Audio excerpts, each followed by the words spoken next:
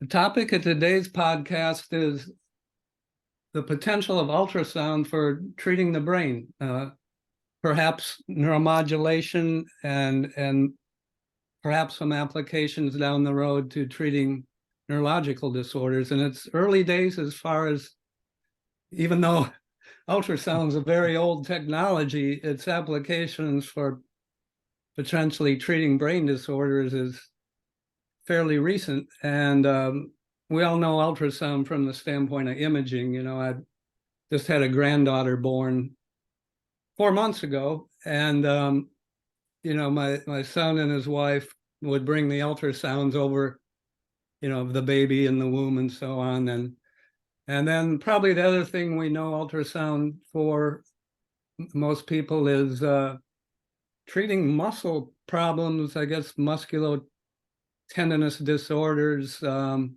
I actually had some ultrasound treatments once for that. It may have helped. I don't know. It's kind of a subjective thing. And then another thing is I had a father-in-law who had kidney stones, and they use like high intensity ultrasound to break that up.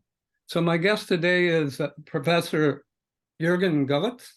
He's a professor at the University of Queensland, where he's the director of the Clem Jones Center for Aging and Dementia Research, and has an endowed chair in dementia research there. So from those titles, it's obvious he's done a lot of work relevant to Alzheimer's disease, and he's been kind of pioneering the potential, you know, in animal models of Alzheimer's disease, and then even recently coming up with some ideas for clinical trials. So Jürgen, welcome. Mark, thanks a lot for giving me the opportunity to talk about our work. Yeah, and ultrasound's very recent in your career, right? I mean, from what I can tell, you started out, your training was in Switzerland in immunology, is that right? Yeah, basically, as you can hear from my accent, I'm a German, so I'm born I was born in Germany, but very close to the Swiss border. So by train, I would cross the border to Basel and then conduct my undergraduate studies at the Biocenter. There I was exposed to developmental biology. And then from there, I moved to Freiburg, which is only 50 kilometers away from Basel, just a major city at the outskirts of the Black Forest. And there I worked with George Köhler, a Nobel laureate, moving into immunology. And then I moved to the US to work with Gail Martin in developmental biology.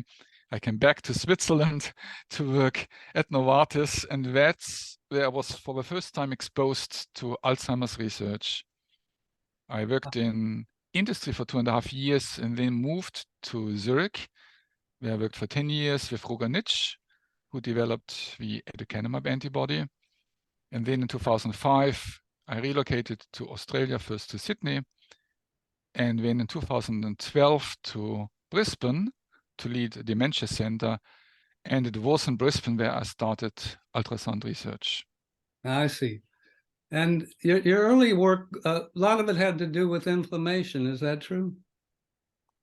I mean, my background is in trying to understand the crosstalk between amyloid and tau. So that's my background. Yeah. And by working, I had always an interest in tau. And Roger Nitsch was a Baptist and working in Switzerland. And I like to make this joke. I became a baptized Taoist. So I believing in a central role for beta amyloid peptides, or BAP, and a central role for tau in Alzheimer's disease. And then by relocating to Brisbane to work at the Queensland Brain Institute and setting up this dementia center, I obviously got a startup package. And then it was almost by accident that I started to explore therapeutic ultrasound. So basically adding this as a research direction to the lab, but obviously it hasn't taken over. I have still a major interest in understanding what's going wrong in Alzheimer's disease. So we still do a lot of pathomechanistic work. So why don't you start out kind of the physics of ultrasound, just so that everybody's on the same page. It's sound wave, but Can you go on kind of Yeah, describe the general physics? ultrasound is a sound wave above the range of human hearing, therefore it's called ultrasound. And you mentioned in the beginning that ultrasound can be used for all kinds of purposes. It can be used to destroy a kidney stone. It's being used as an imaging tool. It's also used kind of as a physiotherapy tool. And this already indicates that ultrasound operates in a parameter space. So obviously ultrasound has a pressure, and the higher the pressure is, the more energy there is. Ultrasound has a frequency. The higher the frequency is, the smaller the focus is, which means that for imaging, one uses very high frequencies, up to 14 megahertz. We use in our work, we use a frequency range between 250 kilohertz and 1 megahertz. So it's at and below 1 megahertz. You have mentioned the destruction of kidney stones. Ultrasound is also being used to ablate tissue in the brain.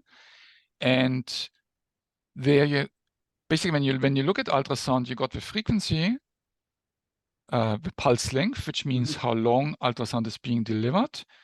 And obviously ultrasound can be delivered in a pulsed manner or in an unpulsed manner, meaning that it's continuously being delivered. And obviously when you do it continuously, again, more energy is being delivered into tissue. And for example, in order to destroy kidney stone or to ablate tissue in the brain, one would use unpulsed ultrasound, so a continuous sound wave. Now, we use, for our therapeutic approaches, we use ultrasound which is pulsed. So basically we have a short pulse length, let's say for 10 milliseconds, then nothing for 90 milliseconds, but again, a 10 millisecond pulse, 90 milliseconds, nothing. So which means we have a kind of 10 hertz. So it's kind of, it's 10 milliseconds, nothing, 90 milliseconds, and then 10 milliseconds a pulse is being delivered, when 90 milliseconds, nothing is being delivered.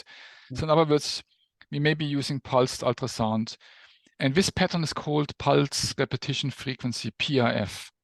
And it's also a defining parameter when ultrasound is being delivered. So we got the pulse length, we got the pulse repetition frequency, the frequency of the ultrasound, in other words, the pitch, then the pressure, which means the energy or amplitude, and obviously also as a final parameter, the number of sonications. Let's say we can treat maybe today, and then a patient may come back, or a mouse may come back 2 weeks later, and we may treat a patient or a mouse again. So this is another parameter. And then on top of that, ultrasound can be used on its own. So ultrasound is a pressure wave, and we call this ultrasound only. Ultrasound can be used together with intravenously injected microbubbles, where ultrasound then interacts with the microbubbles. But on top of that, one has all the effects which are elicited by ultrasound on its own. And ultrasound so the microbubbles are microbubbles of water or what? No. But microbubbles are used as contrast agents. So basically, it's what's being routinely used. It's firstly, in any given tissue, bubbles are being generated, and ultrasound can interact with bubbles. For example, little droplets of liquid or gas, which respond differently to an ultrasound wave as compared to the surrounding tissue. So these bubbles can expand and contract. And this is an underlying principle which is being utilized when one uses contrast agents or exogenously injected microbubbles. When one injects microbubbles, and these microbubbles are, as the name indicates, they are micro, which means they have a size of several micrometers. And for that, one needs to understand that a brain capillary has a diameter, let's say between 1 and 10 micrometers. So these microbubbles have a size maybe around 1 micrometer. They are often a bit larger, but by and large, they are 1 to 2 micrometers in diameter, which means they can easily travel along a capillary because they are much smaller when these capillaries. And these microbubbles are generally filled with a gas, and they are surrounded by either lipids or polymer. And when the ultrasound is now delivered into the brain or into peripheral tissue where the microbubbles oscillate, or where the microbubbles circulate in the bloodstream, the ultrasound interacts with these microbubbles, and these microbubbles start to expand and contract. And they expand massively. And you can understand that thereby a force is being generated. Now, when these microbubbles are injected into the bloodstream intravenously, as you would do when you inject a drug such as an antibody, these microbubbles distribute over the entire body, but they also go into the capillaries of the brain. And when one now directs ultrasound through the skull into the brain, the ultrasound can interact with the circulating microbubbles, and these microbubbles expand and contract, and thereby they exert pressure onto the capillaries walls. And what you got in the capillaries walls are these brain endothelial cells, which seal off the vasculature from the brain. And by doing that, basically these cells become loosened a bit, just a bit, a few micrometers, and they allow a few nanometers, and they allow drugs, for example, to be taken up by the brain. And this brings me to a third modality. So basically we can use ultrasound on its own as a pressure wave. We can use ultrasound with microbubbles, where ultrasound then leads by its interaction with the circulating microbubbles to the uptake of blood-borne factors, which can be therapeutic on its own. And obviously this can also be combined with exogenous drugs. Aducanumab, for example, an antibody, or any other drug which is kind of difficult to deliver to the brain, but by having ultrasound, you can open the blood-brain barrier and thereby allow a focal uptake of therapeutic agents. Okay, so the main purpose of the microbubbles is to put mechanical stress on the inside of the capillaries and kind of make them a little leaky, so you can get drugs or other, big molecules, an antibody or something like that, and protein. Obviously, there is a size limit. I mean, even for ultrasound, there's a size limit. Let's say something with the size of 2,000 Dalton would not, 2,000 kilodalton. 2,000 kilo would not get into the brain. So there's a cutoff. And also the blood-brain barrier only opens transiently. So after a day or so, it's closed again. So basically one needs to use this window of opportunity to deliver drugs. And it's only partly understood how drugs are taken up by the brain when one uses ultrasound. And also how the blood-brain barrier closes is only incompletely understood. Okay, and then, so without the microbubbles, let's say you're exposing the brain, put the ultrasound probe and it's generating these pressure waves at a certain frequency, and you can control the intensity and the frequency, and you can control, kind of focus on different brain regions. So you've provided evidence that this ultrasound can actually affect the electrochemical activity, and it can affect activity in neural circuits. That's absolutely correct. Is this simply due to mechanical effects and then kind of downstream effects of that mechanical strain, or is there some other mechanism? Yeah, Mark, I think you're capturing it exactly how it is, because most, if not all, brain constituents, the different brain cells and the brain endothelial cells, they all have mechanoreceptors. So they have molecules in their plasma membrane which are responsive to sound.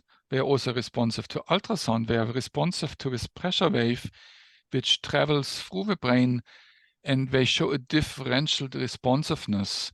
So depending on how one chooses the parameters, and this is again not fully understood, particular cell types might respond differently. So you got inhibitory and excitatory neurons. They respond differently depending on what the parameter set is of the ultrasound.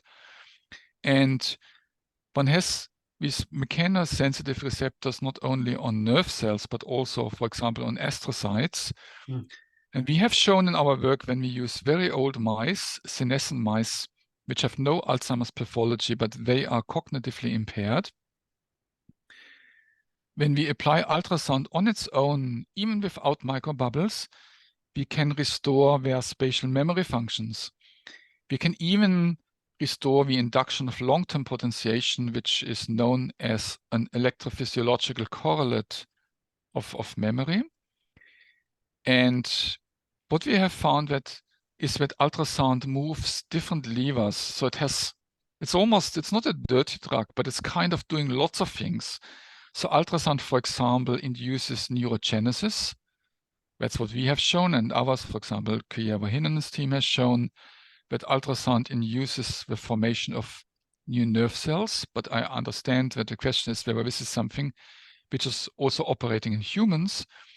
We have seen that ultrasound leads to changes in the extracellular matrix, which is the scaffold which surrounds neurons and kind of protects neurons from damaging components, but it's also providing like a shield around neurons.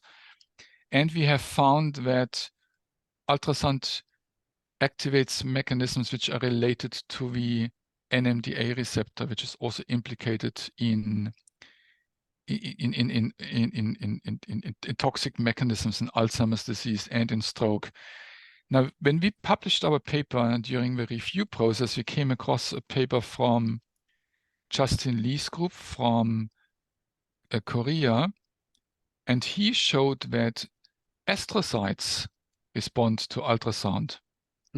They have a mechanosensitive receptor which is being activated, which leads to calcium influx into the astrocytes, and then they release glutamate, a neurotrophin or neurotransmitter, and this neurotransmitter glutamate, we believe, is then activating neurons. So it's basically leading to good signaling rather than bad signaling in neurons. So Justin Lee's paper and our paper somehow nicely come together, and they would indicate there's a mechanism when you deliver ultrasound. It's one, most likely not the only mechanism.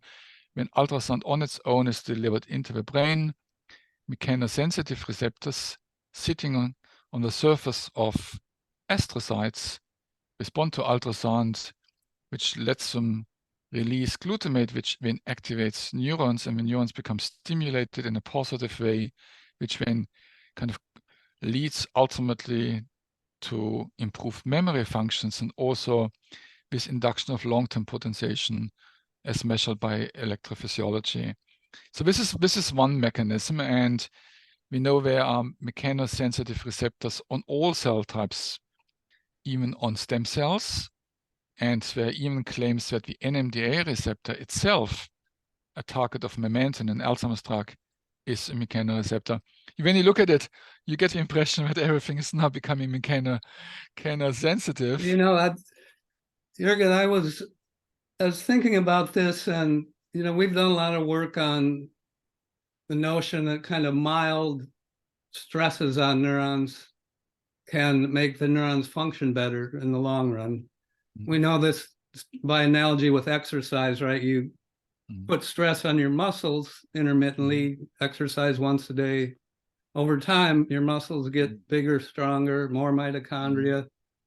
And the same happens in neurons, essentially. So we did work with intermittent fasting, and of course, there's this whole literature on kind of preconditioning. So kind of if you just step back and take a bird's eye view of what you're finding, my interpretation is that the ultrasound is imposing a mild but beneficial challenge or stress to the system. You get activation of glutamate receptors, calcium influx.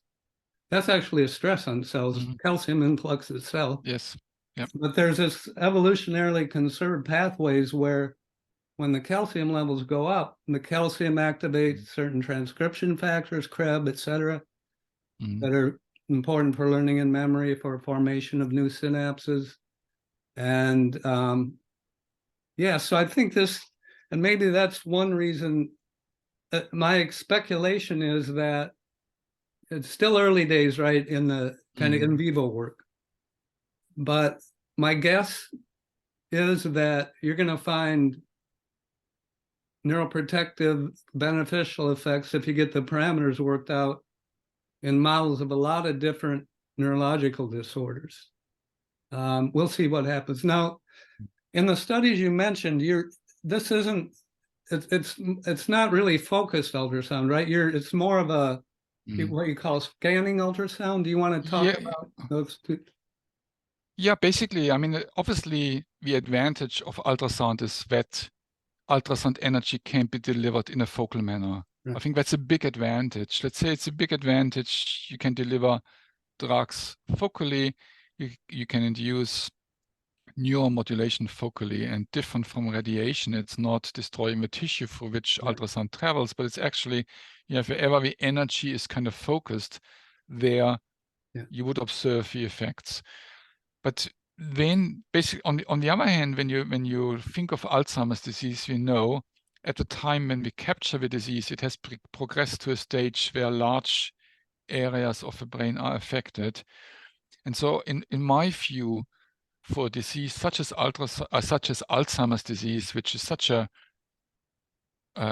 global disease, you need a global approach. You need to treat not just a small brain area, so in all likelihood, larger brain areas. And for that reason, we coined this term scanning ultrasound. Basically, what we do is we had a device called TIPS, which was built by Philips, which has a motorized stage and allows us to move the ultrasound beam according, basically along a path in the XY plane.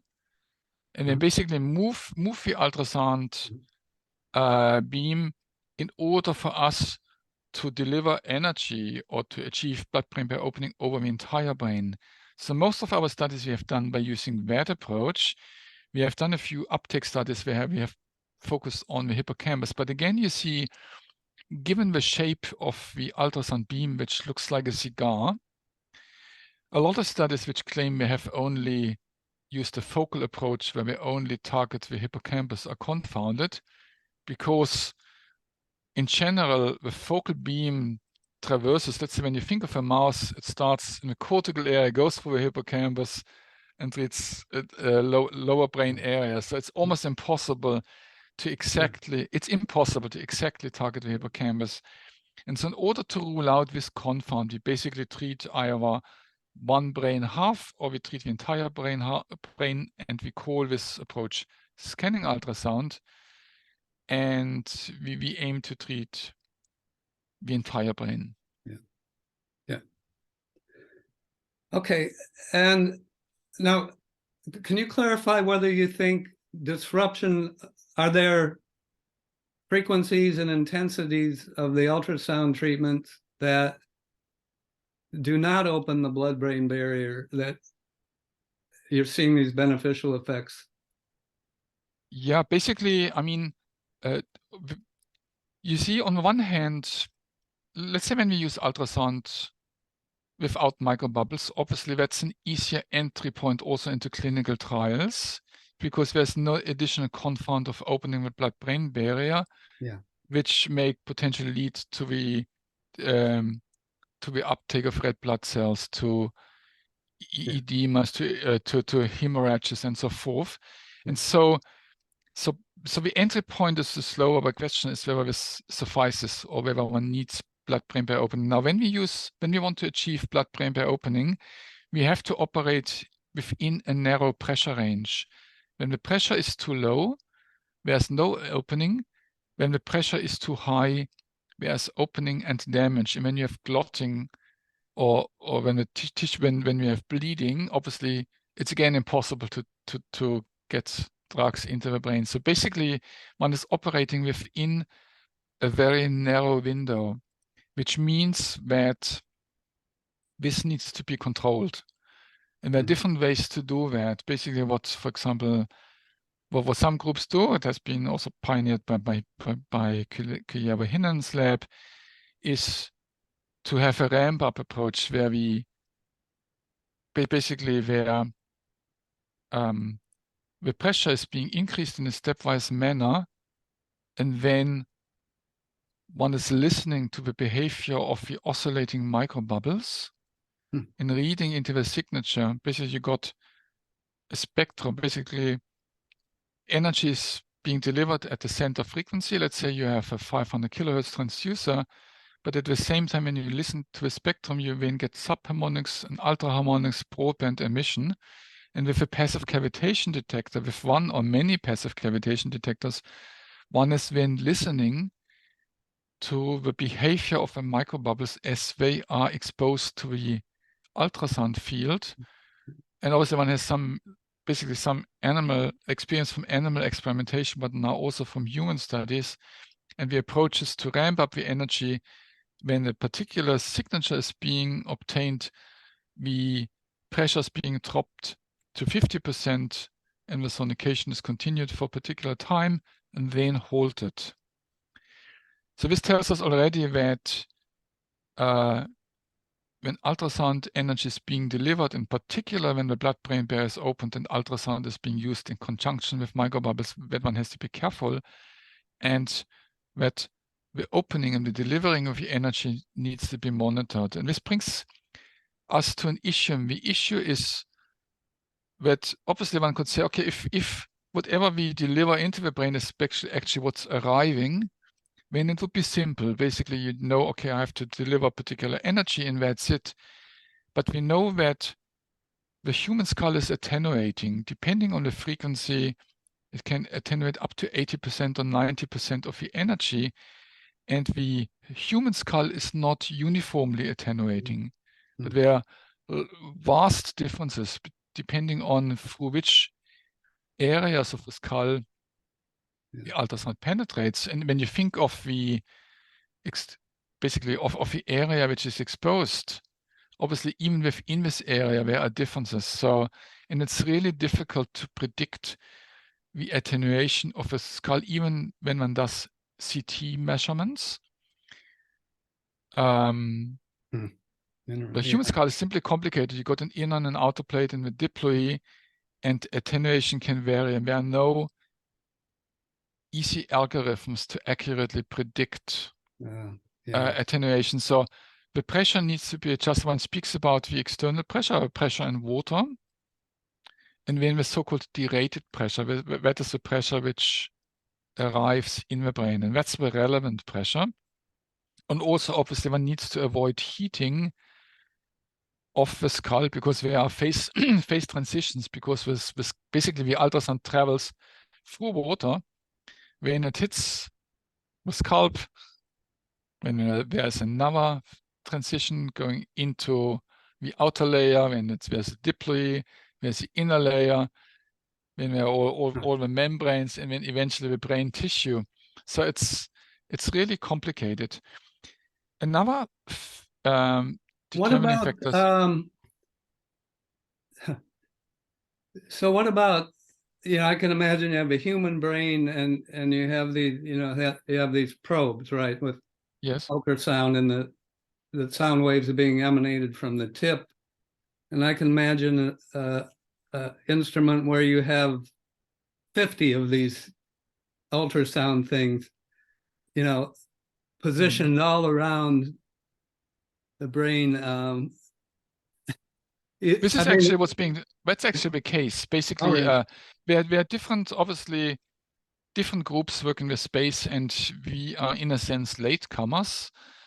There is a company called Insitec, and they use a device called Exoplate, and this device has 1,024 transducers. So it's a huge number. And they use a helmet, and this helmet is filled with water, and obviously here, electronical steering is being used, and so basically all the transducers are arranged in this helmet, and energy can be focused. And obviously for any given point in the tissue, not all transducer elements need to be used. So it's only a subset of the elements which are being used, which allows steerability as far as the brain is being concerned. Huh. But again, the individual volumes which are treated by any given sonication are small. So this approach therefore allows for great precision. But on the other hand, it also limits the treatment duration, because you can obviously have a patient only for so long in an MRI scan undergoing this procedure. So at the moment, the cutoff what can be treated reasonably with these devices which are currently in clinical trials is somewhere between 40 and 100 cubic centimeters. Huh. So And it's not capturing the entire brain. So you would have to do this, basically having multiple treatment sessions. so is it possible to do ultrasound treatment while someone is in the MRI and do It is, functional yes. MRI? It is. Yes. Okay. And so it's been shown that in humans, the ultrasound can affect activity in neural circuits? It has, yeah. This has been Okay. shown. And also there's a lot of body of work that has been obtained in animals up to non-human primates. Yeah. Okay. And there's yet another approach pursued by a company called Carfira. And what they use a device called SonoCloud. And this is an implant. So basically the transducer is, a bit of a skull is removed, and the transducer is built into the skull. So this is obviously highly invasive, but once this is being done, there is no attenuation of the skull anymore for ultrasound. So basically, by using a SonoCloud device, whoever is operating this device knows exactly what the energy is which is being delivered. And interestingly, in these trials which have been performed, it was possible to ramp up the pressure, basically defining what a safe pressure and what an effective pressure is. And it was also shown that this methodology is safe, because while these patients were treated with ultrasound, the neurologists would perform tests, look at their movements, look at their language, and basically finding that ultrasound, when delivered within a particular parameter set, is absolutely safe. Yeah. And I think it's to me it's a fascinating technology. It's obviously it's still an early stage, but there's a lot of evidence from animal work, but now also from human work, showing even after repeat treatment that the procedure is safe. Obviously, what's missing is a long-term follow-up over many years, and for that, the technology is simply too young. I'm thinking of Wilder Penfield's seminal studies where when they were taking out tissue from patients with epilepsy, he put electrodes in and he'd stimulate, and the patient would spontaneously say something or have this friend. Has that kind of thing been seen with ultrasound stimulation? You see, as far as neuromodulation is concerned in animals, the biggest challenge there is to show target engagement. And obviously in an animal, what you can show is, for example, that the tail lifts, so which is an easy readout of activation of the motor cortex, for example. But this is indeed one of the fundamental challenges one encounters when one uses ultrasound on its own, basically to show that there has been target engagement. So that's still a problem in the field. When one uses blood-brain barrier opening, obviously it's easier, because there one can use gadolinium, basically show, yes, ultrasound has been delivered to a particular area, because we can now show that the blood-brain barrier has opened and gadolinium has been taken up by the brain. And you had the nice review article in the journal Neuron recently, right? And in there you cited Fry et al. 1958, where they did ultrasound focused on the lateral geniculate. You want to kind of describe that? Because I think it was, that's really, so essentially in your visual system, the lateral geniculate's a relay system. So axons. I think you are better in explaining that. Well, you need to keep going. So in the retina, you have your photoreceptors, and then there's some other connections. But the bottom line is they're connected to what are called retinal ganglion cells. They're pretty big neurons with long axons, so they form the optic nerve, right? So the information goes out the optic nerve, and then there's synapses in the lateral geniculate body, which is a kind of relay station to the visual cortex in the back of the brain. And in the study that you cited, they focused the ultrasound on the lateral geniculate, and then exposed the animal to light, and the ultrasound affected the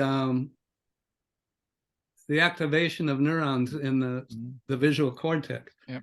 So this work has basically been taken up then also by Tyler and his team at the University of Arizona, who had also a paper in Neuron a few years ago, and basically show that when neurons are activated. There's also an interesting work from Kim Batz-Poli's lab at Stanford University. And she and other groups have also shown that depending on the parameters which one chooses, in particular in relation to the pulse repetition frequency, that you can either stimulate excitatory neurons or inhibitory neurons, again showing that depending on the parameters, different neuronal subpopulations are stimulated. And I personally find this extremely interesting, because when you look at different brain areas, obviously their relative composition of excitatory versus inhibitory neurons differs. Yeah. Which also means when you use a particular let's say when you choose a particular parameter set for ultrasound and target a particular brain region, that these brain regions may respond differently because they have a different composition of neurons. You mentioned the NMDA receptor, right? This glutamate receptor is a calcium channel, and you mentioned memantine, which it acts by essentially blocking that NMDA receptor when the channel's open, and ketamine does the same thing. There's been a lot in the news about ketamine for depression or pain, but those drugs, and it's true with memantine too, if you increase the dose, they can cause hallucinations. And there's these studies done a long time by John Olney at Washington University in St. Louis, where he used another drug called MK801 that does a similar thing. And he found at a high dose, it actually caused excitotoxicity of some neurons, because in the particular brain region, it's the GABAergic neurons have high concentration of these glutamate receptors. So essentially, you're inhibiting the inhibitory neuron, which then it's complex. Yeah. But, I mean, you actually mentioned a very interesting point, and that is, I mean, on the one hand, obviously in Alzheimer's disease, you want to prevent excitotoxicity, so you want to prevent an overstimulation of the NMDA receptor. On the other hand, our data would indicate that ultrasound on its own or ultrasound with microbubbles activates the NMDA receptor. So I think there's more work needs to be done in terms of trying to understand the responsiveness of different NMDA receptors, extrasynaptic versus synaptic, and also looking into their composition, basically doing a careful analysis. And this is something we are working on at the moment, trying to understand which NMDA receptor and which types of NMDA receptors actually are being activated by ultrasound. I mean, and where are they being located? What are they associated with? The more you look, the more you find, right? Yes, absolutely. And you have a number of nice studies, like you mentioned, for using ultrasound with or without microbubbles and for delivery of drugs. And can you talk a little bit about the story with the amyloid beta peptide monoclonal antibodies that You know, the FDA here in the United States just approved another Yeah. antibody, but it's So the not challenge, it's not as simple as most people no, think. And no. yeah, I mean, basically, I mean, as we know, aducanumab has been approved. Now we got lecanemab, and there's an accelerated approval for donanemab. So basically, there are different anti-beta antibodies, and obviously, the issue with antibodies is the low brain uptake. yeah.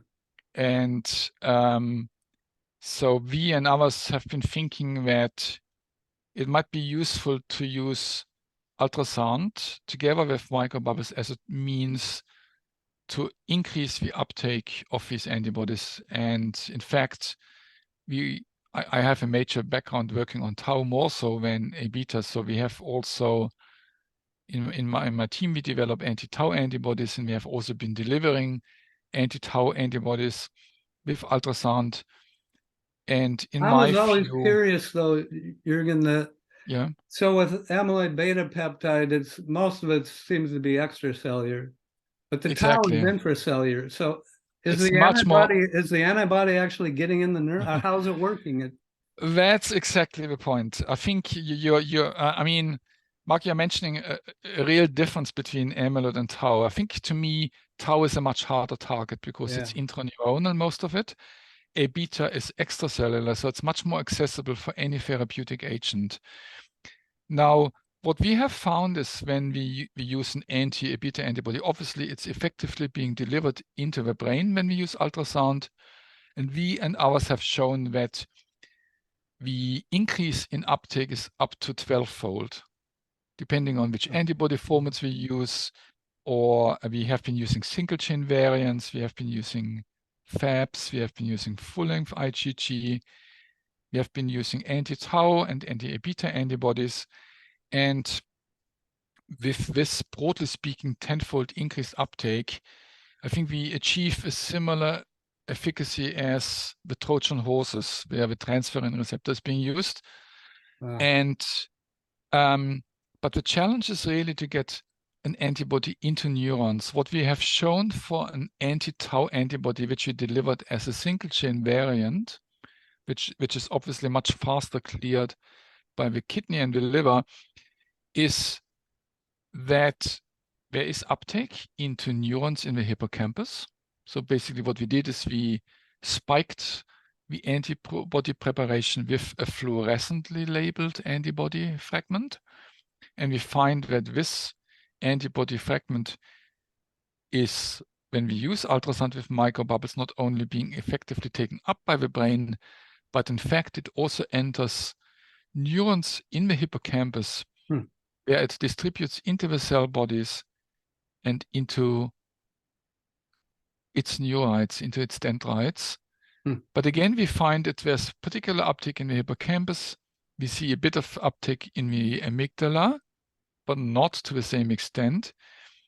So it seems to me, and we have since also delivered another anti-tau antibody, a pan-tau antibody, and I think we have still some way to go with anti-tau antibodies because the uptake is not uniform, and the antibody also seems to be, or it's almost as if with ultrasound, the antibody kind of is being forced to form a pool, and it's kind of it's not aggregating, but it's almost consecrating.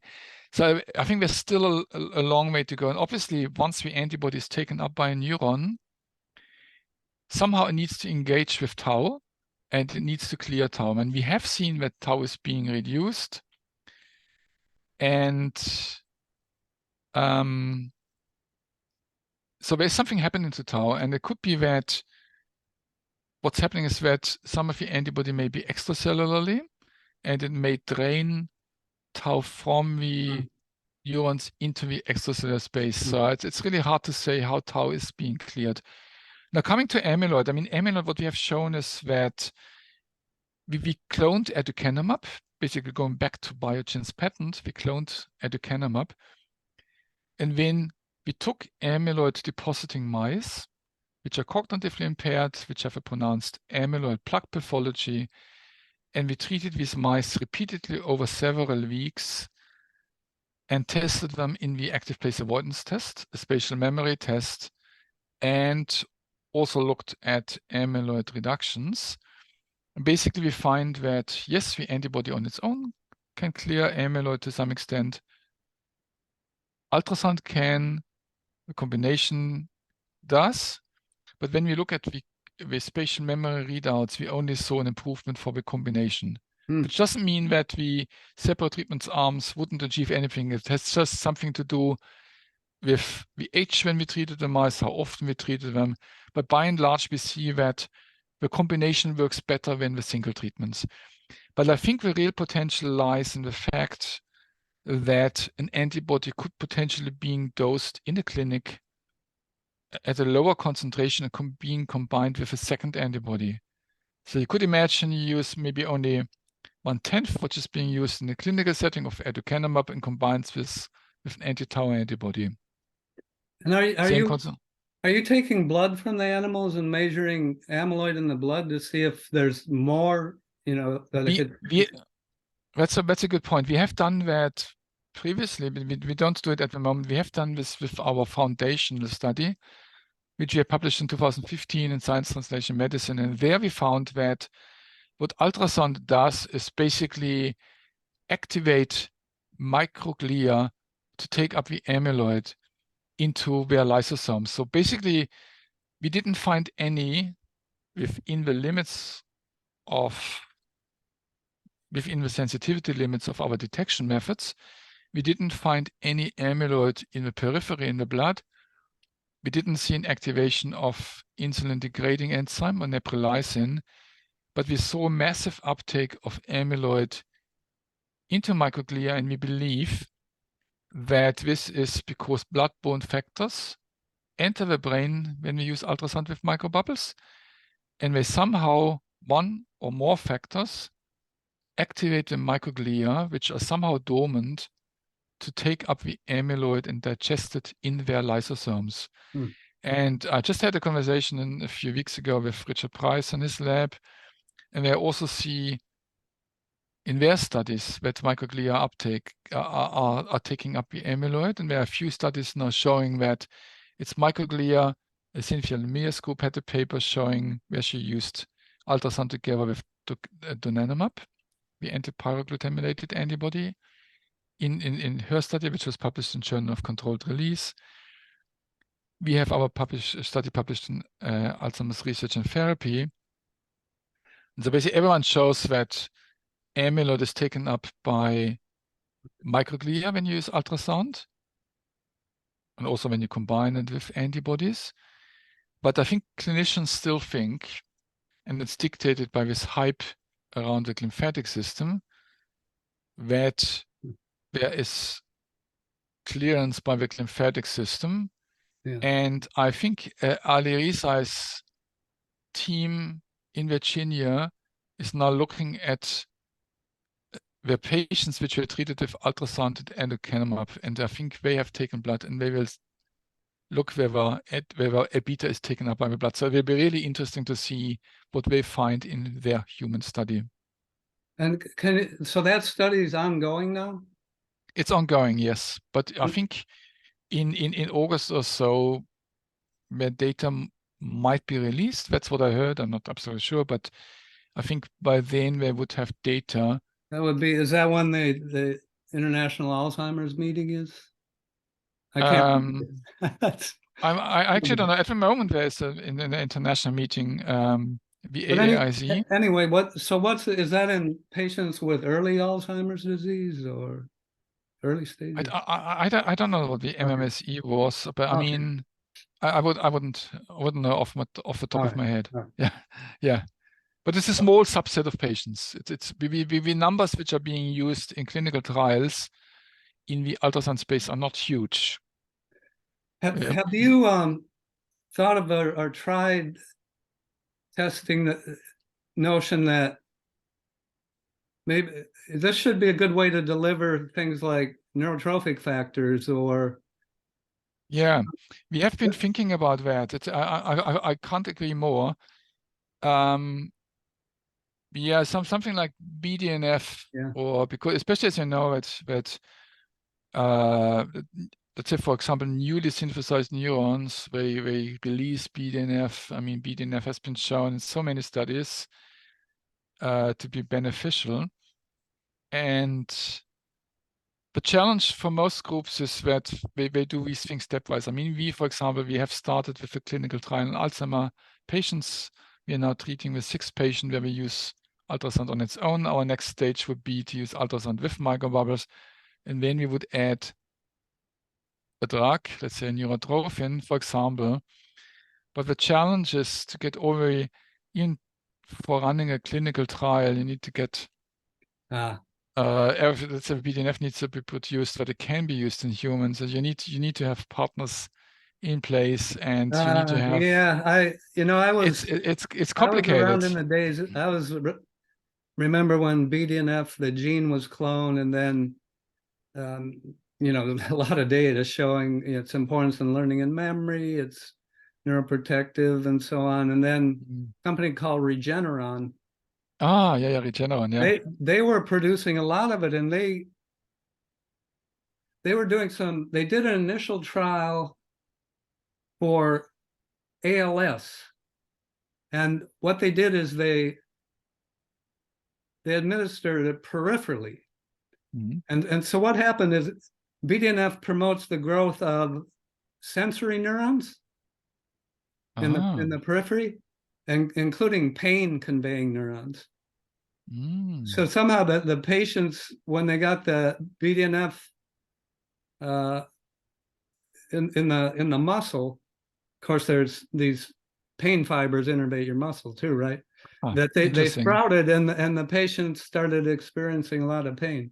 But if you can get it in the intravenously and then focally disrupt the blood-brain barrier.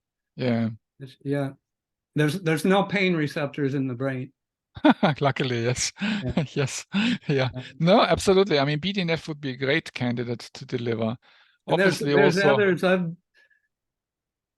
I'm up on the effects of exercise on the brain, for example, and there's a number of different factors that are released by muscle in particular that seem to do good things for the brain. Growth hormone, for example. Yeah. Growth hormone, yeah. And irisin, you may not know about it. And then when I was I retired from the NIH a little while ago, but when I was there, I had an investigator under me, Henriette von Prague. Actually, she discovered that exercise increases neurogenesis in the hippocampus. But she had a nice paper, I think it was in Nature Communications, where she had evidence. It was very surprising. Cathepsin B.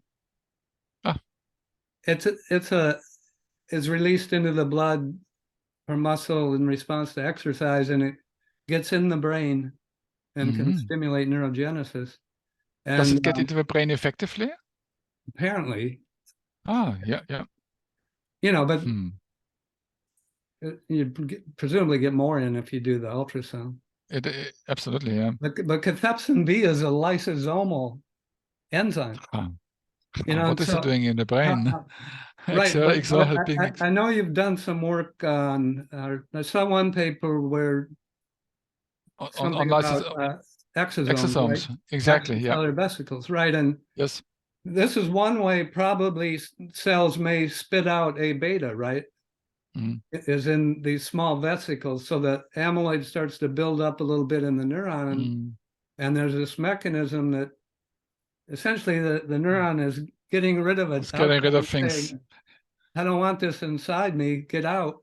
But then it accumulates outside and can cause some trouble. But maybe this exosome system is, and maybe that's how it gets in the brain actually, because if it's released from muscle cells in these vesicles, small nanometer, 100 nanometer vesicles, it may get in, because these confuse with membranes. Yeah, and it can basically it can be delivered transsynaptically, so it can spread from one neuron to another. Yeah. Easy ways to spread over the entire brain. Yeah. So maybe that's the way to get put a tau antibody inside exosomes. I don't know.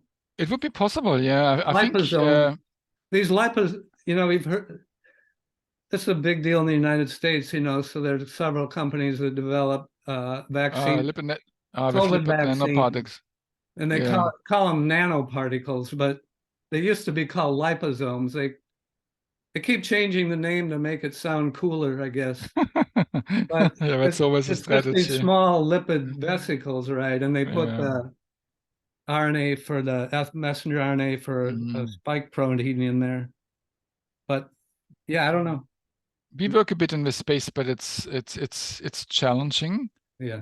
It's because again, it's for a lot of these cargoes, it's not understood how they are taken up, because when you use microbubbles, obviously the blood-brain barrier opens, so you basically have a separation of the tight junctions, but at the same time, one allows for increased cytoplasmic transport, and possibly antibodies are being delivered not through an open tight junction, but they may pass through the brain endothelial cells. So it's kind of, and then, yeah, what I mean, often one has a bit of a kind of a naive thinking about the different barriers. So yeah, but cell culture studies can get at that, right? Yes, you can grow essentially vascular endothelial cells. They form tight junctions, and there's no extracellular matrix, there's no basement membrane, because that's again. And have you done ultrasound? Certainly, people have done ultrasound on cultured cells, right? Yeah, a lot of people have done a lot that. of them. Yes, yeah. We have done that. And Yeah. has that been done with microglia and taking up A beta? It has been done with all kinds of cell types. Yeah. And yeah, we have a bit of interest in this space. I mean, we are not alone. I mean, people use increasingly AAV. So this is something which has been started maybe 10 years ago, but it has only been taken off very recently. And the idea there is that, again, looking at the ultrasound space with the eyes of the pharmaceutical industry, they are often risk averse, and they don't, which firstly explains why, let's say, a company such as Biogen would not combine aducanumab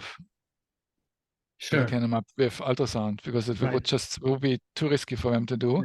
But also, these companies kind of like the AAV approach, because there you have a one-off treatment and not multiple treatments. I mean, let's say when we deliver antibodies, even when we use ultrasound, we have anywhere between maybe 4 and, I don't know, we have done up to 9 treatment sessions spaced apart weekly. But when we have not done long-term assessments, so obviously in a human patient, you would have to repeat this stuff. Maybe you have a few treatments, and then you wait a year, and then you have to repeat it. But obviously, that adds a different risk profile as compared to a single AAV treatment. But then again, when one uses AAV, a viral approach, the issue is that one can only package molecules, I think, up to around 4.55 kb. So basically, it's limited what one can package.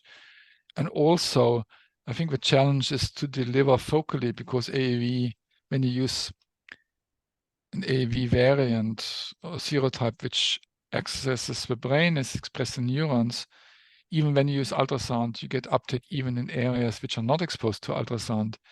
So it's really difficult then to have a targeted approach. So I think there's still a long way to go. I think the future lies in using ultrasound for the delivery of genetic material, but not having to use a viral approach. Now, before we finish up, could you talk a little bit about the Clem Jones Center for Aging and Dementia Research? Is that a relatively new center? No, it's the center No. was established a bit more than 10 years ago. So basically, at the time, I have been working in Zurich, not in Zurich, I came from Zurich to Australia. First, I've been working in Sydney as a chair at the Brain and Mind Research Institute, which belongs to the University of Sydney. And then I was made the offer to lead a newly established center, which was then established with my recruitment to the University of Queensland.